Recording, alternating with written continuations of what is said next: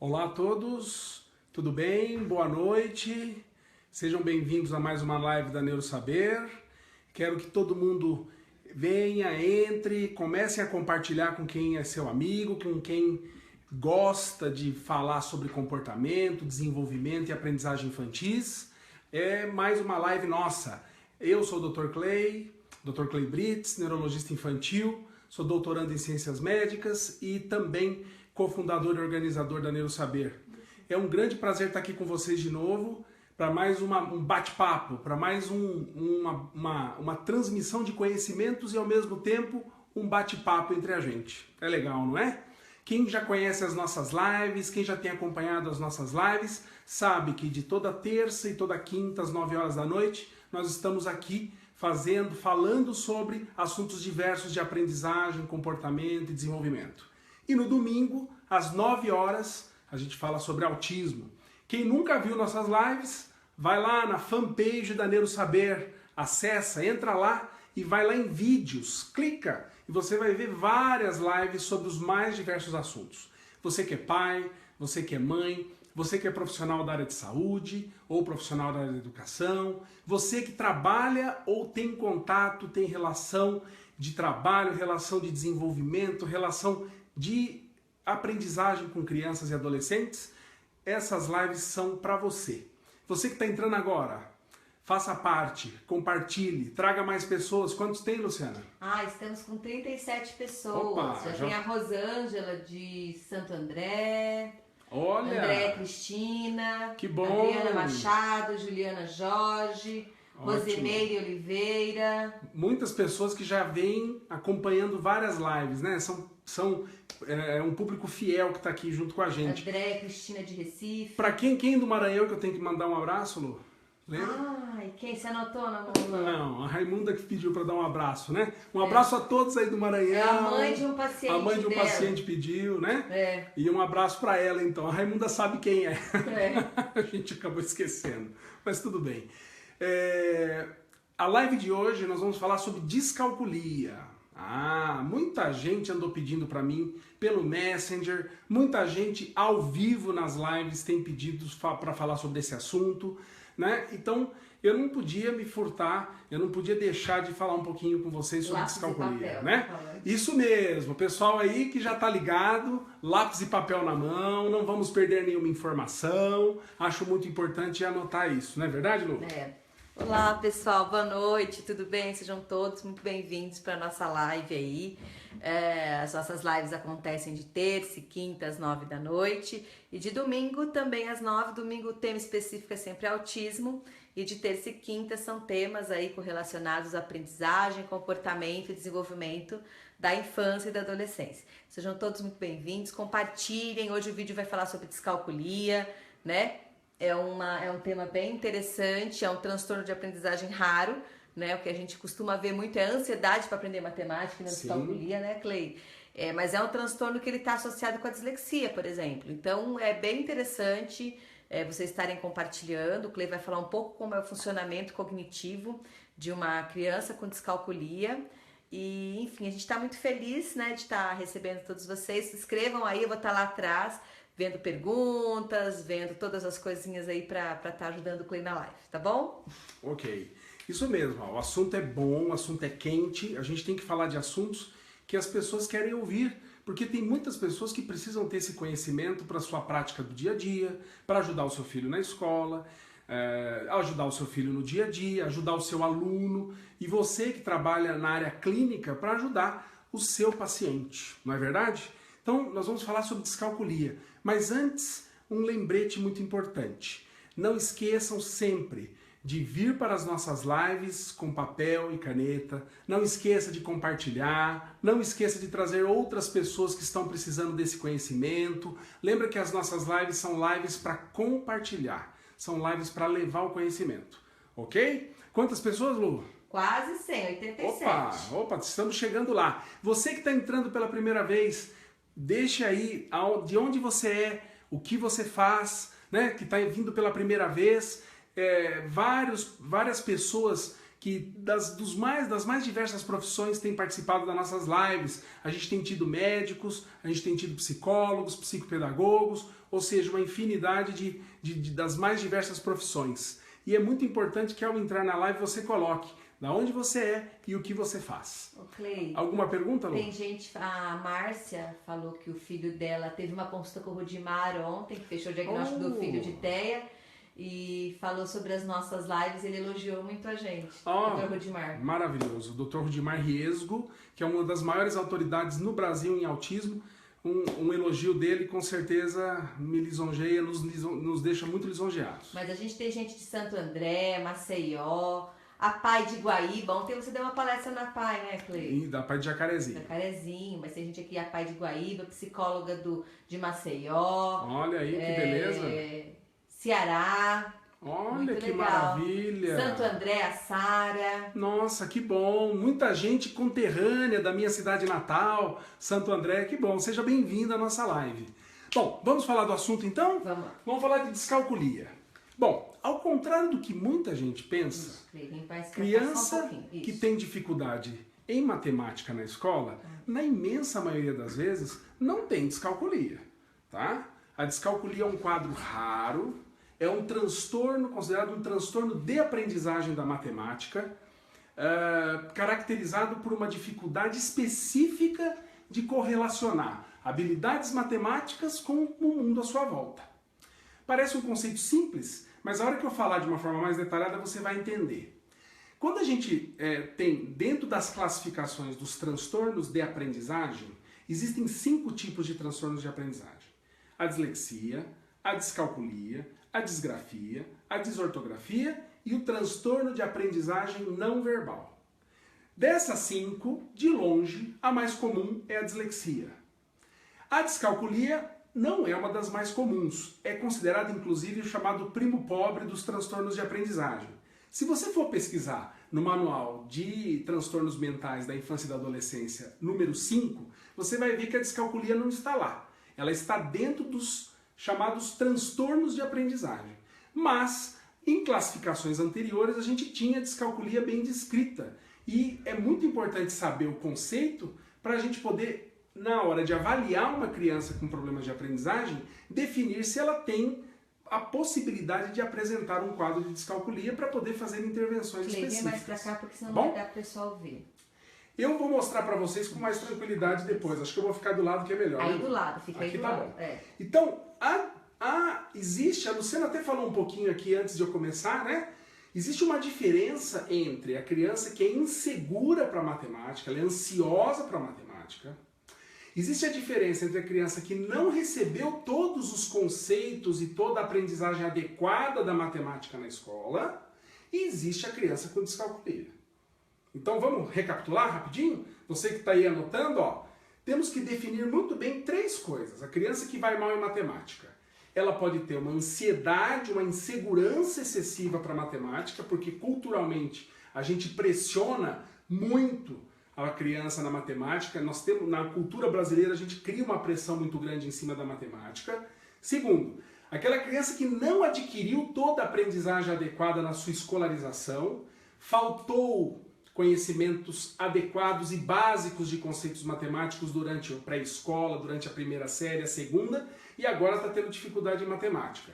E existe, número 3, a descalculia, que é um transtorno intrínseco da criança. O problema está aqui, ó, no desenvolvimento neurológico voltado para habilidades matemáticas. Enquanto as 2 primeiras, o problema é do ambiente, o problema é ou pedagógico, uma alteração pedagógica, um problema cultural, a descalculia é um problema neurodesenvolvimental. Vocês estão entendendo? Conseguiram definir a separação, a diferença entre as 3 coisas? Faz um joia, põe um coraçãozinho, quem entendeu? Se ficou bem claro. Eu acho que essa linguagem, eu estou tentando buscar a linguagem mais simples possível para vocês poderem entender a diferença entre descalculia e as outras dificuldades em matemática. Ok? Ficou claro? Vocês entenderam? Sim. Muito bem. Então vamos continuar. A descalculia é um transtorno específico da aprendizagem da matemática, gerada por uma dificuldade intrínseca. A criança não consegue aprender conceitos, não consegue aprender situações que envolvam a habilidade matemática.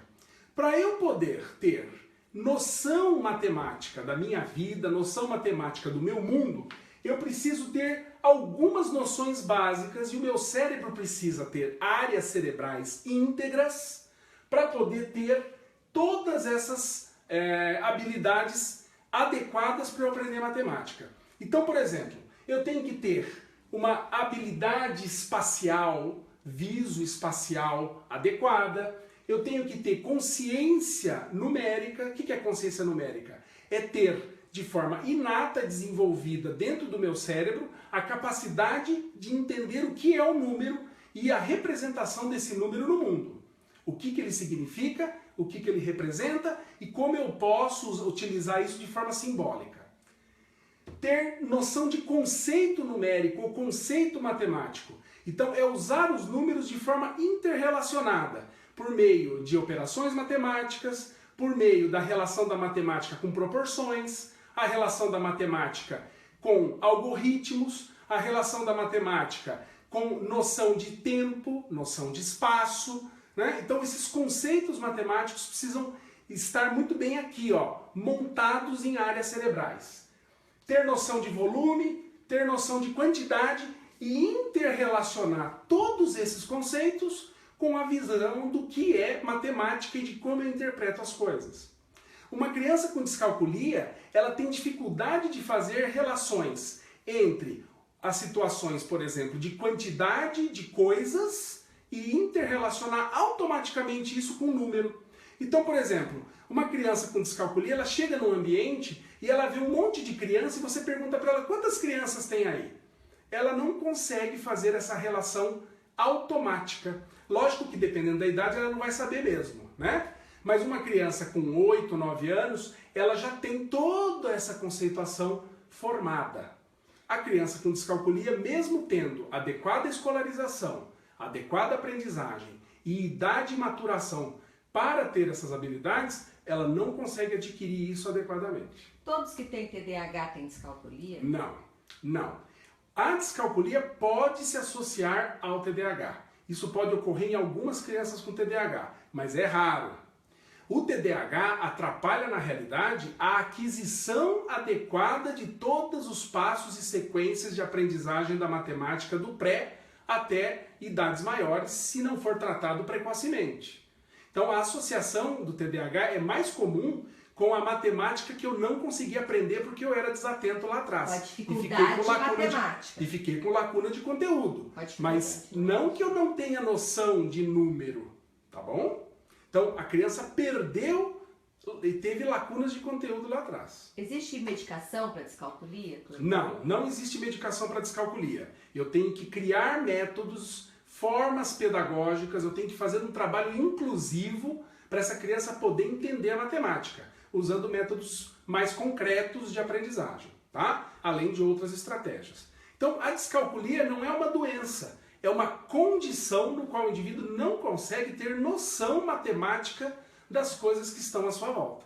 Então, faz com que ele tenha dificuldade de entender o que é o mais, o que é o menos, a noção de divisão, a noção de multiplicação. Ela tem dificuldade de proporção, tem dificuldade de transformar situações de espaço e tempo em número. É diferente de uma criança com deficiência mental.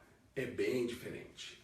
O indivíduo com descalculia tem nível intelectual normal, é um indivíduo com plena capacidade intelectual, ele não tem nenhum tipo de retardo mental, tá? O deficiente intelectual tem dificuldade na matemática porque não consegue ter uma noção de generalização e abstração matemática. É um problema estrutural. Tá? É um problema de estrutura global. Essa criança tem outras incapacidades, além destas incapacidades, a incapacidade de aprender adequadamente a matemática. Tá? Então é muito importante fazer muito bem a separação de uma coisa da outra. Vocês estão começando a fazer uma coisa muito legal, gente, que é o raciocínio clínico pedagógico. Né? Vocês estão começando a pegar um diagnóstico e falar, mas isso tem a ver com descalculia? Isso tem ligação com a descalculia? Por exemplo, um indivíduo com dislexia, 20% das crianças disléxicas têm distúrbios ligados à área de matemática. Por quê? ou porque não entende o enunciado escrito, então você tem que transformar o enunciado em raciocínio matemático, o disléxico tem muita dificuldade para isso, ou ele tem dificuldade de memorizar sequências numéricas, ou ele tem dificuldade de memorizar tabuada, ou ele tem dificuldade de fazer conta de cabeça. Disléxico tem muita dificuldade de fazer conta de cabeça, ele acaba tendo que fazer conta no dedo ou conta de risquinho. Então essa dificuldade visoespacial e de abstração matemática é extremamente comum em crianças com dislexia. 200 pessoas. Olha, já temos 200 pessoas? Que bom! Seja bem-vindo! Então, quando você vai avaliar uma criança dessa, olha, essa criança não consegue aprender matemática. Opa! Então ela tem que passar por uma avaliação psicopedagógica, ela tem que passar por uma avaliação neuropsicológica para ver quais habilidades cognitivas estão deficitárias, se ver se tem déficit mesmo.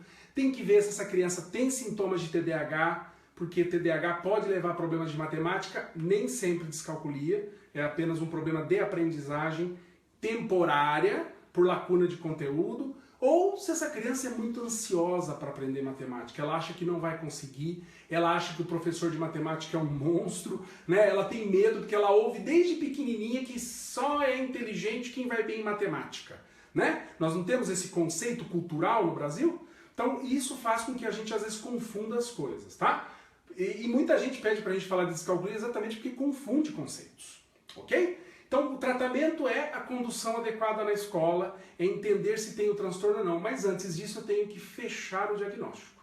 Então eu tenho que descartar se tem deficiência intelectual, eu tenho que descartar se tem TDAH, eu tenho que ver como é que essa criança aprendeu matemática nos últimos anos, porque às vezes ela não aprendeu os conceitos. A escola não ofereceu essa aprendizagem. Ela está chegando na 4ª série com nível de aprendizagem de 1ª, 2ª série, né? De 1º, 2º ano. Então, isso não é descalculia, né? Isso é não aquisição. Para eu fechar o diagnóstico de descalculia, a criança tem que ter nível intelectual íntegro e tem que ter sido oferecido para ela toda a aprendizagem adequada na escola, de acordo com a sua idade e de acordo com a sua escolaridade. Entenderam, gente? Isso é descalculia. Tá? Existem níveis de descalculia? Existem quadros mais severos, né, onde a criança não tem noção qualquer de número e não faz interrelações quaisquer, como tem crianças que têm descalculia por problemas mais espaciais, tem dificuldade de noção de tempo e espaço. Então isso varia muito de uma criança para outra. Dificuldade para lidar com dinheiro, noção de tempo, dia, noite, pode estar ligada à dislexia? Pode estar muito ligada à dislexia, tá? Crianças com dislexia têm dificuldade com relógio analógico, por exemplo, né? É Genilza o nome da mãe lá do Maranhão. Ô, Gênios! Genilza. Genilza? Genilza. Ô, Genilza, um abraço aí no Maranhão, viu? Obrigado por A você Raimunda que pediu. A Raimunda que pediu para dar um grande abraço, mandar um beijão para você, tá, Genilza? Seja sempre bem-vinda nas nossas lives, tá? Mais perguntas, Lu? Deixa eu ver. Não, estão falando muito da questão, aqui em Brasília 40% dos alunos têm TDAH e descalculia. Qual que é a porcentagem de crianças com descalculia? O índice de descalculia é de 0,3 a 0,5% da população. É raríssimo. O índice de TDAH, 6 a 10%. Tá? O índice de descalculia, de dislexia, 3 a 4%. Então vamos tomar cuidado. Esses índices de 40% de TDAH em Brasília, tá muito estranha essa história. Tá? Gente, vamos nos basear em evidências científicas, né? Em dados concretos. Cuidado com comentários. Esses comentários podem, às vezes, atrapalhar a aquisição de conhecimento das pessoas. Simone Santiago, manda um beijo para Natal. Ô, Simone, um grande abraço aí para Natal, viu? Natal tá sempre presente nas nossas lives também. Seja bem-vinda sempre, tá bom? Gente, é isso aí. Aproveitem, quem não assistiu a live e quem perdeu, né? Acesse, vai ficar lá disponível na nossa fanpage, acesse e assista. Um grande abraço para vocês, uma boa noite, foi muito bom estar aqui novamente. E na quinta-feira nós vamos ter, olha, quinta-feira eu vou estar em Ribeirão Preto. Ah, onde você vai estar? Eu vou estar no Aprender Criança, o maior congresso no Brasil que liga neurociência e educação. Vai ter do dia 18 ao dia 20 agora de agosto, eu vou estar lá dando uma palestra sobre TDAH. Quem tiver interesse, entre lá no site do Aprender Criança. Eu estarei lá na quinta-feira. Palestra sobre o quê, Cleiton? eu vou falar sobre insights e segredos na condução das crianças que têm TDAH, tá? É uma palestra muito interessante, um assunto bem quente. Então, quinta-feira vamos ver, né, Luciana? Se o hotel permitir lá, se eu tiver um Wi-Fi bom, eu faço a live na quinta-feira, tá? A Luísa está pedindo para mandar um abraço, elas moram em New Jersey e o filho dela tem autismo. Olá, olha, um grande abraço aí para vocês. Obrigado por fazer parte da gente aqui nessa comunidade na live da Neurosaber. Um grande abraço aí em New Jersey para todos, tá? E um grande abraço a todos vocês. Na quinta-feira nós vamos nos organizar, vamos ver se as condições lá do hotel permitem que eu faça a live. Vou estar sozinho lá também, tá bom? Um grande abraço, até a próxima live, se Deus quiser.